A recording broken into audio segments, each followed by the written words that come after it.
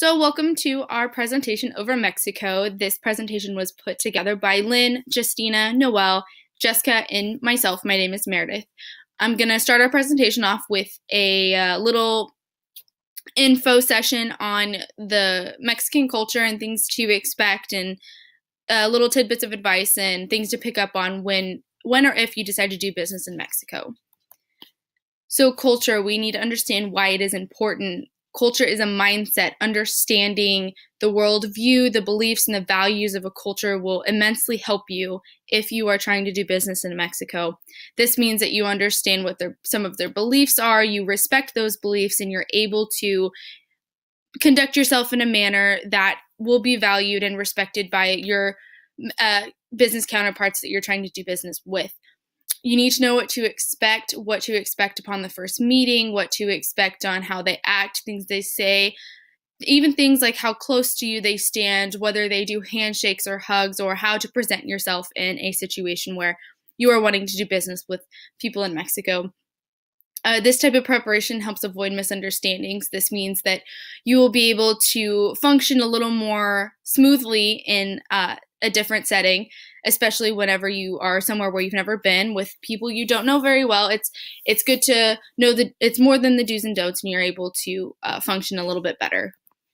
Understanding the culture, the language is one of the first things. If you don't speak it fluently yourself, get a translator, somebody that can help you bridge that language gap, that is able to help you understand each other and get things done. Like I said, it's more than the do's and don'ts. Understanding the worldview, the beliefs, knowing a little bit about the religion will really help kind of frame your mindset on how you should conduct yourself and how you should act when you are with businessmen or women who are from Mexico, and they can have a little bit of a different outlook than you, and being able to understand that and respect that will really help make things go a little bit more smoothly.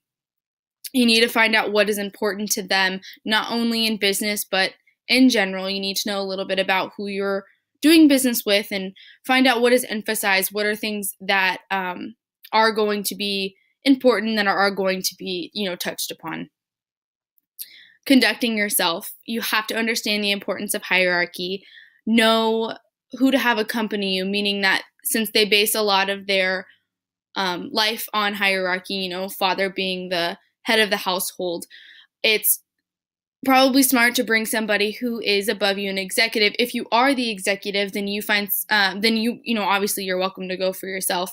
But understanding that if you are not the CEO or the top of the company, it would be wise to bring someone who is actually a level above you. That way, they kind of have a first impression that is of respect, and that you kind of know what you're talking about, and you're bringing someone to kind of vouch for you. I touched on first impressions just a little bit. You only get one, so you really need to make it count. It's really hard to change a first impression, especially with some Mexican businessmen. Sometimes they're very serious about those first impressions, and you're going to have to really get it good the first time. That way, when you have other interactions with them, it'll be a little bit easier, and they'll have some respect for you, which kind of puts your foot in the door. And like I said, appropriate respect and behavior. Remember where you are and who you are with. So understand that you are not at home, so you're going to have to be able to bridge the gap of the differences between you and them. And that means understanding their differences and having the respect and the decency to be able to function with your counterparts. That way you have a smooth business transaction. Nonverbal cues. Personal space is a big one. How close is too close? In the United States, we value our personal space, and that means if you go somewhere that has a little bit less, their personal space bubble is a little bit smaller and they stand a little bit closer to you, just remember you're in their country. You need to function with them in order to have a business deal. So that means you may have to stand a little closer, be a little closer to someone, have a little more of an intimate conversation with them, even if you're uncomfortable. Pulling away could potentially, turn them off to you because it's a little bit offensive if you do pull away from them. Physical contact, hug or a handshake. Mexican businessmen tend to shake your hand or tap you on the shoulder or hold your arm as you shake hands. It's just they like to have a little bit more physical contact than people here in the United States, we all kind of like I said, we like our space. Eye contact, where is it best to look? In the United States, we find that it's a sign of respect and the fact that they're paying attention if you look someone in the eye when they're talking to you. That's not always the case in Mexico. If you find yourself in a situation where they're staring you down in the eye, it's best not to keep that eye contact. It can come off as aggressive, and obviously that's going to put a bad taste in their mouth, so they're not going to be able to they're not going to be as comfortable doing business with you.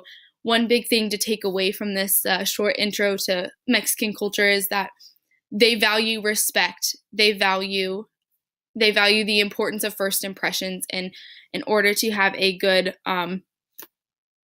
business a nice, smooth business transaction, you're going to have to understand a few of these little differences in culture and interactions. That way you'll be able to have a good time doing business in Mexico. Organizational structure. On a domestic and global scale, most companies follow either a centralized or decentralized organizational structure. A centralized organizational structure focuses on a top-down type of system, where most decision-making is centered at the headquarters. A decentralized structure uses subsidiaries and spreads decision-making tasks to them, creating a system that is multi-leveled. In Mexico, larger companies especially use a hierarchical system which is congruent with a centralized organizational structure. An example of a type of business in which centralized organizational structure is utilized is maquiladoras. Maquiladoras are large firms that almost exclusively border the U.S. They import raw materials, create a finished product, and then export the good back to the U.S. duty and tariff-free. Business ethics. Considering that we are in an age of globalization, business ethics has become a worldwide focus. Companies are expanding to greater than ever sizes and posing influences in every corner of the earth. That being said, ethical or unethical behavior is beginning to take on meaning and notice by people everywhere. In 1977, the U.S. enacted the Foreign Corrupt Practices Act, or the FCPA, which is meant to place standards and regulations regarding bribery with U.S. businesses operating in other parts of the world. In 2005, Walmart was caught in a huge bribery scandal centered in Mexico. According to an article published in the New York Times, over $24 million was said to have been used in bribery schemes. Most of the money went to paying off government officials so that Walmart could bypass and speed up permitting processes and secure construction locations. The reason this case relates to business ethics and etiquette in Mexico is because, quote, as deep as the bribery, as well as the resulting frustration, is the acceptance.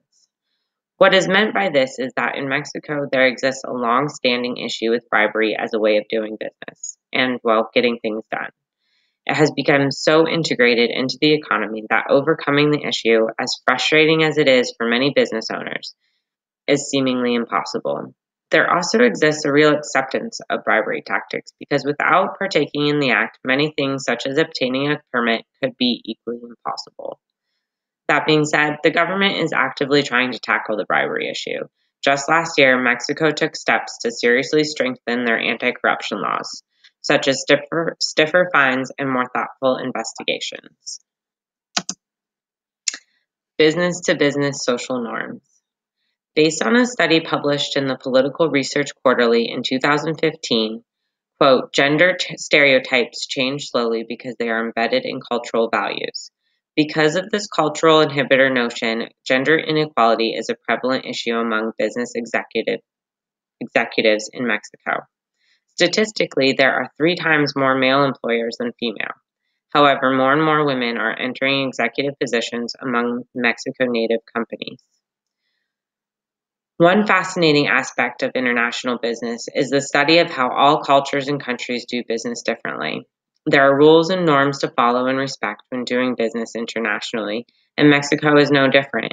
For example, instead of conducting meetings over a meal, in Mexico it is more appropriate to hold meetings over coffee and brandy. Of course, if there is coffee and brandy, then there must be a toast too.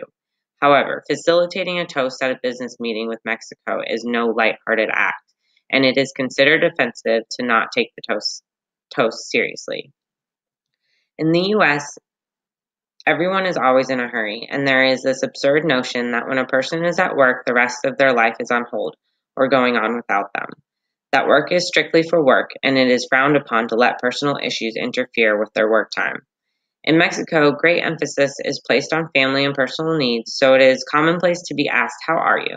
many times during a meeting. Also, due to the focus on family and personal well-being, timeliness is less important. It is to be expected that meetings begin later than scheduled.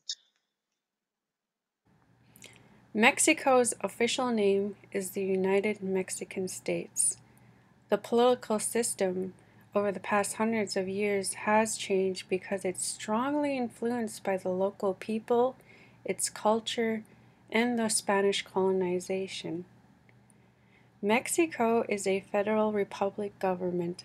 Under this system, the government is made up of smaller areas such as states or provinces where the central government gives certain powers to individual areas for self-governmental purposes. The citizens of the federal government elect their own representatives to lead them. Under the Constitution of the United Mexican States, there are 3 levels of government: federal, state, and municipalities. Under the federal is the executive. The executive is the president, who is also the commander-in-chief of the Mexican military forces. Legislative is the Congress of Union, and their responsibility is to constitute federal law, make decisions on war, and impose taxes. Judicial: the Supreme Court of Justice is the head of the federal judicial system. The court is organized by 3 members who are appointed by the president and has to be approved by 2/3 of the Senate. In Mexico, there are 31 states and 2,000 municipalities. Security is a big issue in Mexico, and the current president knew there was going to be current challenges because within the 2017 budget, with the deappreciation of the peso, made it difficult for the president and the Congress to amend a 2017 security budget, and they made that aware to the public, which caused a dilemma because in 2016 homicides jumped up by 22%, which is 789 homicides a year, and drug cartels continue to cause problems, making it unsafe for residents. In order to solve this issue, military forces are on the front line to decrease the crime rate.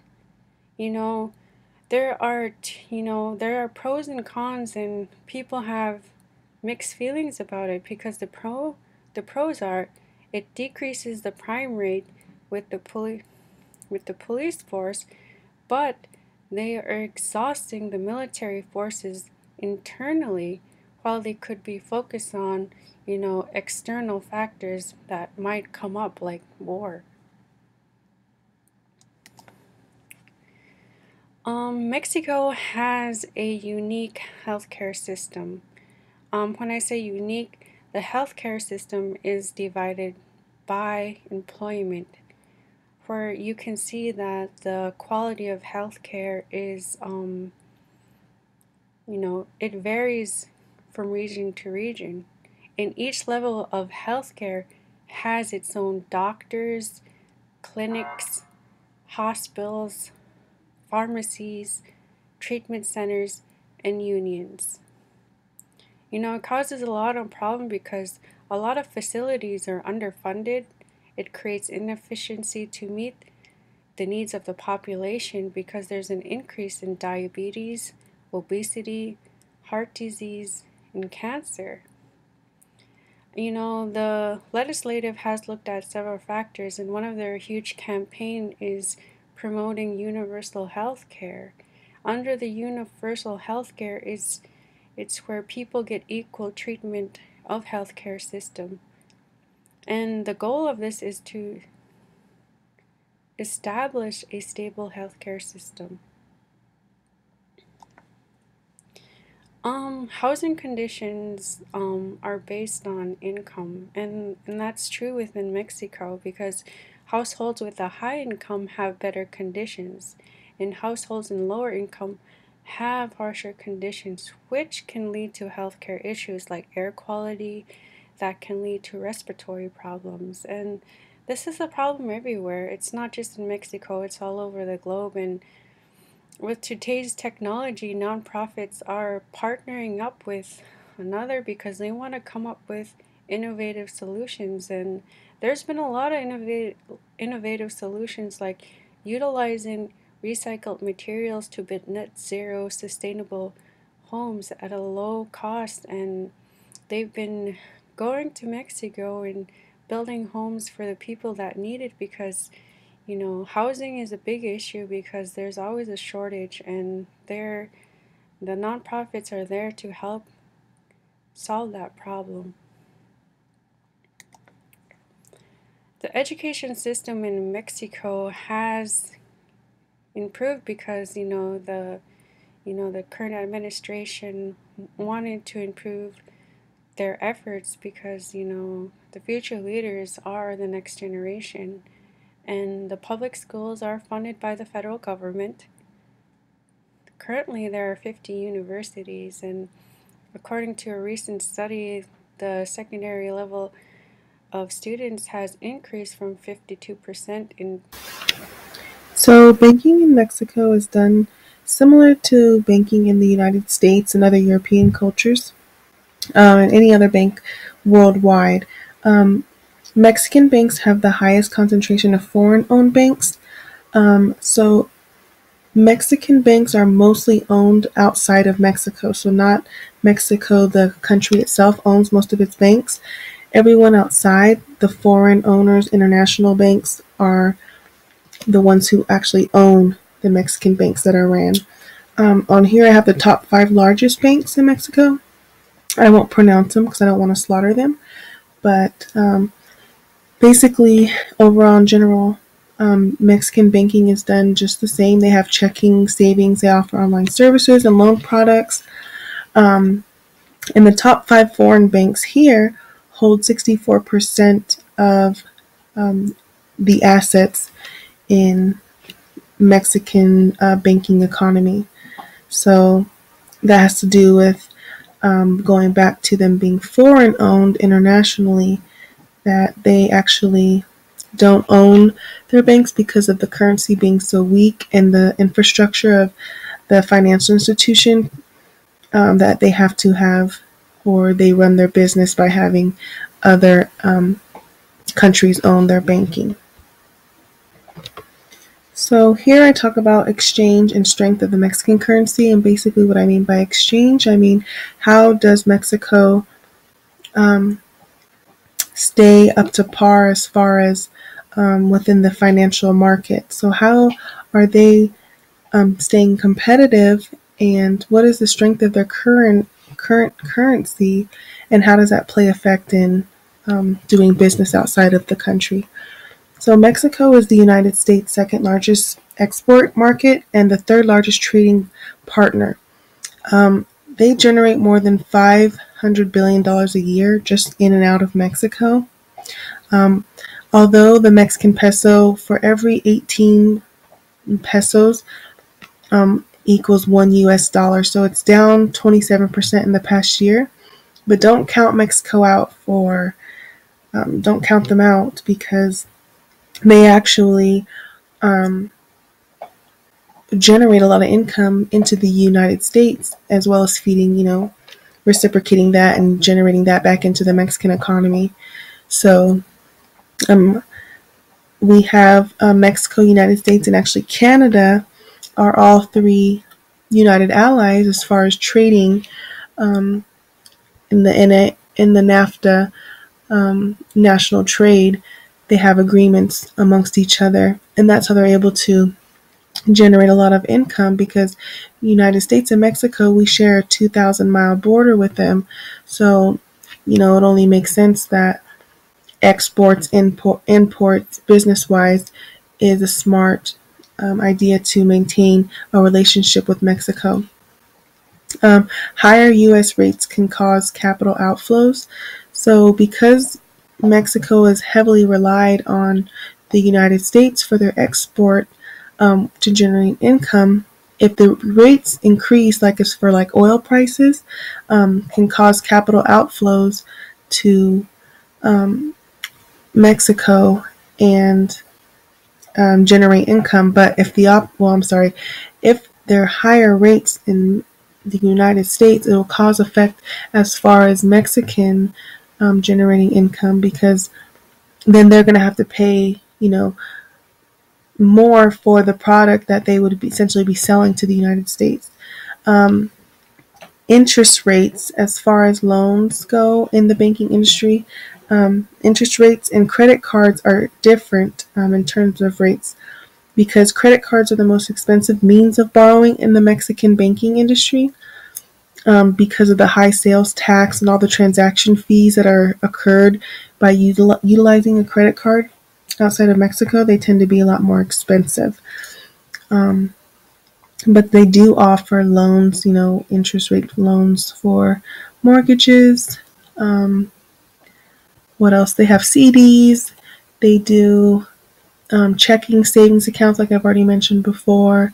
They do automobile loans. So by any means, it's the same. Just the rates and the currency is not as strong. The rates are very expensive to do business there in Mexico, and the currency is not as strong as the US dollar. So they heavily rely, as much as I think it's 80% of exports that are from Mexico are into the United States. So you can already tell there that we have a very high impact on the Mexican economy, and thus vice versa. How do consumers do banking in Mexico?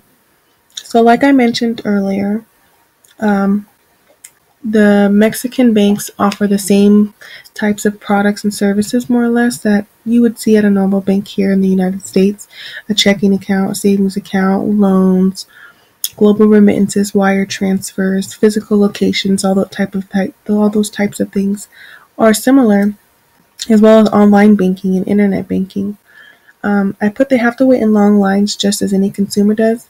So because of the outspread of the country and people living far out, not so much in the city where the physical locations are, it's important that the online banking and internet services and internet itself in those rural areas are able to, coincide and be up to date for their consumers to do banking. If not, when they do have a chance, when they come into town, the lines are very, very long, because they only get to come into town every so often because it's expensive. So do expect, just like any bank in the United States, to wait in long lines at a Mexican bank. International remittances are an important part of to consumers and are the fourth largest remittance recipient. And if many don't know, a global remittance is where, say you have an account at Wells Fargo and your mother lives in Mexico and she has a bank account in Mexico, but it's not a Wells Fargo bank. It's a resource that the banks have agreement. It's a remittance agreement that the Mexican banks have with the U.S. banks, and they're able to send funds at current exchange rates to their family members back in Mexico. So their brothers, sisters, whomever lives in the United States, and will send money over to Mexico via a global remittance.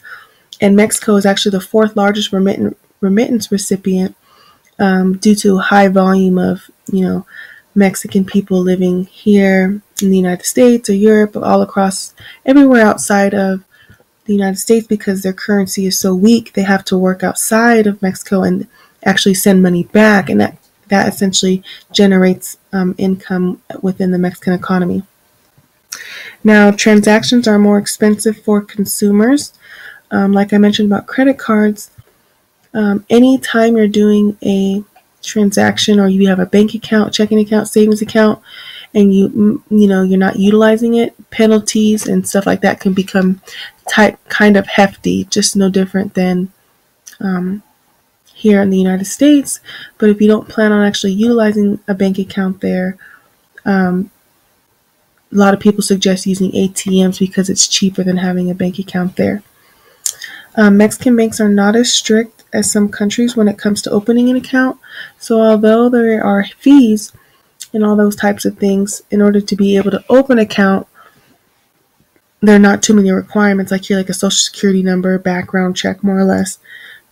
A bank account is a bank account over there in Mexico. Banking laws and regulations. So who regulates Mexican banks and who facilitates rules and regulations over there in the country? Well, majority of, like I mentioned, Mexican banks are owned by foreign bystanders and internationally. So of course they have to abide by the regulations and laws based upon the owners of the financial institution, but also have to keep in mind that in Mexico there are actually rules and regulations that you have to follow and abide by that country's laws as well. So maintaining laws and regulations between both countries is very important to keep up to par, because doing business in another country, you want to make sure that everything is done correct by both standards, the owner standards, but also by the country standards. So the National Banking and Securities Commission is actually the entity that regulates laws, how much money can be deposited, who's able to bank there. So many things come into effect as far as laws and regulations go that I won't get too into depth with. But this committee is in charge of advanced strategic economic growth, job creation, and competitiveness. So it's important, like any CEO or any company, to make sure that they are staying competitive. So that entails strategic economic growth, getting together and saying, hey, what can we do aside from us owning a bank in Mexico? How can we stimulate the growth there in the economy to essentially generate growth for our company? And job creation. Job creation can be both internally at the bank and also externally. So job creation externally, you're looking at small business owners within Mexico and people who want to start, maybe larger corporations or fund their businesses. They have to be able to stay competitive amongst the Mexican economy. And they also facilitate dialogue and joint initiatives and promote shared approaches to regional and global economic leadership. So going back to being in charge of advanced strategic economic growth, they have to do so by dialogue and joint initiatives, speaking to other countries, speaking to other businesses and financial institutions, and seeing how you can promote shared approaches to expand the business, your business, your bank, but also expand business as far as Mexico goes. So not only how can us owning a bank in Mexico, how can we generate income, but how can we generate income amongst, with internally inside Mexican country? How can we generate economic stability so that we, provide community advantage? So that's important too, and that's basically the banking laws and regulations brief summary, that foreignly owned, but facilitated just the same as if it were United States or American banking. So in this section, we're going to be talking about the economy of Mexico. We are going to have a macroeconomic overview. We're going to look at income inequality and poverty, components of the economy, and future investing in Mexico. First, overview of macroeconomic conditions. The Mexican economy is the 15th largest economy in the world. It has had relative economic stability over the past 15 years, which has drastically reduced interest rates, as well as decreased inflation and increased income per capita. The Mexican economy is comprised of the following components: the industrial sector, the service sector, the agricultural sector, and the oil and energy sector. Economic conditions, so looking at GDP. In 2015, the GDP of Mexico was $2.2 trillion. This is a 2.1% increase from the 2014 GDP. GDP in 2016 was $2.5 trillion, and GDP is forecasted to continue rising for the next several years as companies continue to invest in Mexico's economy. In comparison, the United States had a GDP in 2015 of 17.9 trillion, and Canada in 2015 was $1.6 trillion. Next, we're going to look at income inequality and poverty. The World Bank estimates that poverty in Mexico is broken down as follows. 33% of Mexican residents live in moderate poverty. 9% of Mexicans live in extreme poverty. This estimates that almost 50% of people live in some form of poverty in Mexico. Policymakers blame the high level of poverty on income inequality and are hoping to remediate that in the next several years. Next, we're going to look at the components of the economy. First is agriculture. So agriculture only accounts for a small percentage of GDP, only about 3.7%, but approximately 60% of all agricultural exports are shipped to the United States. The U.S. relies heavily on agriculture to fulfill consumer needs. Some of the main crops that are exported from Mexico to the U.S. include wheat, corn, sugarcane, avocados, and various types of fruit and coffee. Next is tourism. According to the World Tourism Board in 2016, there were 35 million travelers to Mexico. This is a 9% increase from 2015. Additionally, there was a 10.4% increase in the amount tourists spent upon arrival. So this indicates that tourism is a very quickly growing sector in Mexico, and it is expected to continue to increase. Next is the industrial sector. So the industrial sector accounts for the largest percentage of GDP, which is about 33.1%. The automotive industry comprises about 17.6% of that. Big names like Chrysler, Ford, Volkswagen, GM, and Toyota, as well as many others, have approximately 20 plants across the nation that produce almost 2.8 million vehicles every year. Electronics. Mexico is the sixth largest electronic manufacturer in the world. Electronics shipped to the U.S. represent approximately 30% of their total exports.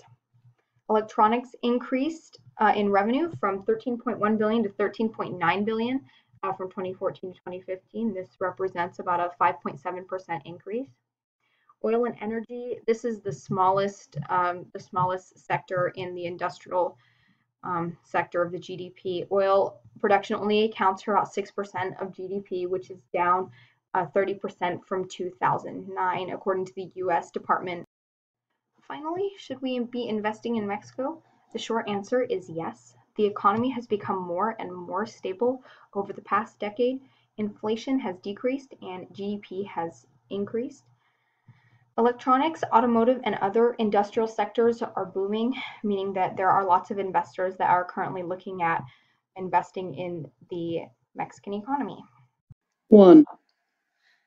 Just to recap, Meredith Sullivan studied culture in Mexico and the importance of understanding its role in international business. She also explained how to conduct oneself in relation to Mexico's cultural norms. Jessica Raymond studied business practices and etiquette, which highlighted business structure, ethics, and business-to-business social norms in Mexico. Lynn Church explored the political structure of Mexico, which delved into the government structure, security forces and issues, and healthcare, housing, and education systems as they relate to Mexico. Justina Gerardo summarized the banking system in Mexico, which also analyzed the international banking systems in Mexico, as well as currency exchange, domestic consumer banking, and laws and regulations. Last but not least, Noelle Graham studied Mexico's economy, which explored the macroeconomic conditions, GDP, and overview of inequality and poverty, as well as the major components of Mexico's economy and industry.